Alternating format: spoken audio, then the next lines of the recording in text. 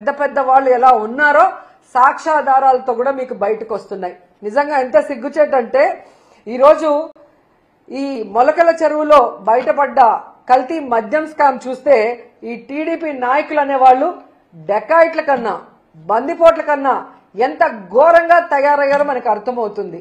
ఎందుకంటే జగన్మోహన్ రెడ్డి గారిని కొట్టే దమ్ము లేక ఈవీఎంలను మేనేజ్ చేసుకొని జగన్మోహన్ రెడ్డి గారు ఇస్తున్న మంచి సంక్షేమ పథకాలు ఇవ్వటమే కాకుండా సూపర్ 6 ఇస్తాము, ఇద్దరుంటే ఇద్దరికి నలుగురుంటే నలుగురికి అని ఏ విధంగా అబద్ధాలు చెప్పి అధికారంలోకి వచ్చింది ప్రజలకి మంచి చేయడానికి కాదు, ప్రజల్ని పీల్చి పిప్పి చేయడానికి అనేది ఈ రోజు తెలుగుదేశం పార్టీ వాళ్ళు మరొకసారి నిరూపిస్తున్నారు. నిజంగా ఈరోజు ఈ రాష్ట్ర ప్రజలు తెలుసుకోవాల్సింది ఒక్కటే, ఎందుకంటే చంద్రబాబు నాయుడు అనేవారు ఎప్పటికీ మారడు. ఆ రోజు ఎన్టీఆర్ తీసుకొచ్చిన మంచి మంచి సంక్షేమ పథకాల్ని మంచి చారిత్రాత్మకమైన నిర్ణయాలను ఎలా తొంగలో దొక్కాడో మీ అందరూ గమనించారు. ఆ తర్వాత రాజశేఖర్ రెడ్డి గారు తీసుకొచ్చిన సంక్షేమ పథకాలు చారిత్రాత్మకమైన అనేక నిర్ణయాల్ని ఎలా తుంగలో దొక్కాడో మీరు చూశారు. ఈ రోజు మళ్ళీ ఒక్క అవకాశం ఇవ్వమని ఏడ్చి అధికారంలోకి వచ్చిన తర్వాత ఏ విధంగా జగన్మోహన్ రెడ్డి గారు తీసుకొచ్చిన సంక్షేమాన్ని అభివృద్ధిని ఎలా తుంగలో తొక్కుతూ ఈ రాష్ట్ర ప్రజలకి నరకాన్ని చూపిస్తున్నారో మనం గుర్తు చేసుకోవాలి. ఎందుకంటే ఈరోజు ఈ కూటమి ప్రభుత్వం ఎన్డీఏలో ఉన్నామంటారు. ఎన్డీఏ అంటే నేషనల్ డెమోక్రటిక్ అలయన్స్.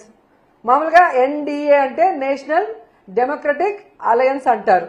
కానీ ఆంధ్రప్రదేశ్లో మీరు చూస్తే ఎన్డీఏ అంటే నారా నకిలీ డిస్టిలరీస్ అడ్మినిస్ట్రేషన్, నారా వారి దౌర్భాగ్యపు అడ్మినిస్ట్రేషన్.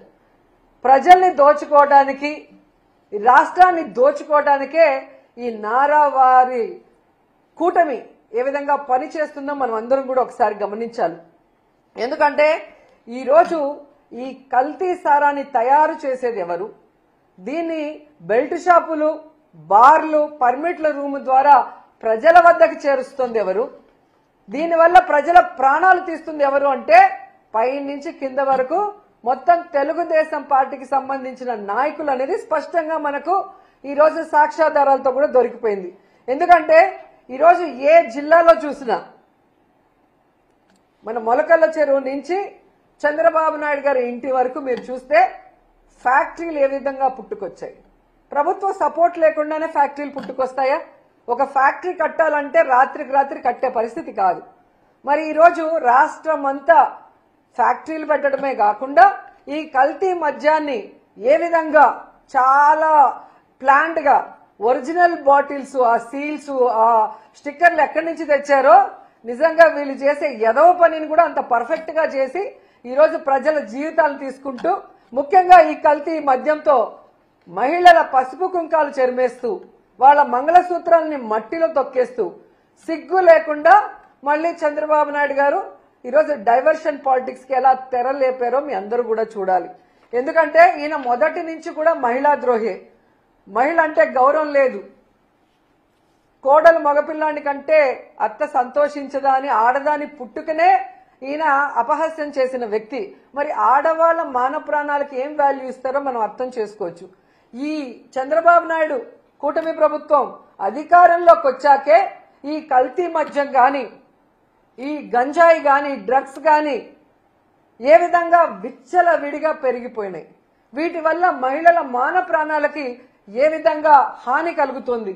ముఖ్యంగా మీరు చూస్తే ఈ 16 నెలల్లో ఎంతమంది చిన్నపిల్లల్ని, ఎంతమంది ఆడవాళ్ళని రేప్ చేసి ముక్కలు ముక్కలు నరికేసి పూర్తి చేశారు. కొంతమంది శవాలు ఇప్పటి వరకు కూడా దొరకలేదు. ఒక భర్త భార్యని ఏ విధంగా నరికేశారో మనం చూసాం.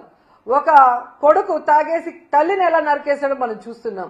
అంటే చంద్రబాబు నాయుడు గారి ప్రభుత్వంలో ఈ గంజాయి, డ్రగ్స్, ఈ కల్తీ మందు వల్ల ఏ విధంగా విచక్షణ కోల్పోయి ఆడవాళ్ల మీద దాడులు చేస్తూ, ఆడవాళ్ళని రేప్ చేస్తూ ఆడవాళ్ల జీవితాన్ని నాశనం చేస్తున్నారు.